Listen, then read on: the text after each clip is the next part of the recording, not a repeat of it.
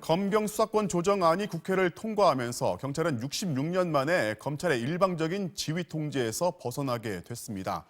그런데 정작 또 하나의 권력기관인 이 경찰에 대한 개혁 법안은 국회 상임위에 발이 묶여서 논의조차 되지 않고 있습니다.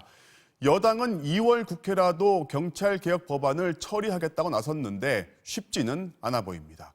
오연석 기자입니다. 이춘재의 8번째 범행의 범인으로 몰렸던 윤모 씨. 경찰이 고문하며 허위 진술을 강요한 탓에 20년이나 억울하게 옥살이를 했습니다. 자기네도 양심이 있으면은 당당히 나와가지고 시민들한테 사과했으면 좋겠습니다.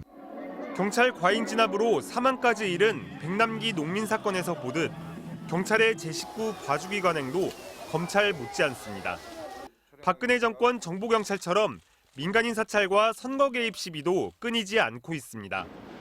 이런 상황에서 수사권까지 가진다면 경찰이 공룡화될 거란 우려가 나왔고 이를 막기 위해 경찰개혁법도 발의됐습니다. 경찰개혁의 핵심은 권력의 분산입니다.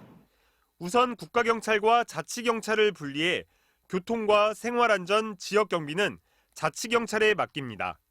국가경찰엔 수사를 전담하는 국가수사본부를 신설하는데 수사본부장은 경찰 외부 인사가 맡습니다. 사찰 논란이 끊이지 않는 정보경찰의 업무 범위는 공공안녕에 대한 정보 수집으로 축소됩니다. 이런 내용은 지난해 3월 홍익표 의원이 발의한 경찰청법 전부 개정안에 담겼는데 아직 제대로 논의되지 못하고 있습니다. 앞으로 이제 경찰청법이라든가 이런 민생 법안이라든가 이런 것들이 아주 많이 남아 있습니다. 나머지 민생 법안들을 처리할 수 있는 국회를 잘 운영하도록. 하지만 총선이 석 달밖에 남지 않아 현실적으로 총선 이전 경찰개혁법 통과는 쉽지 않습니다.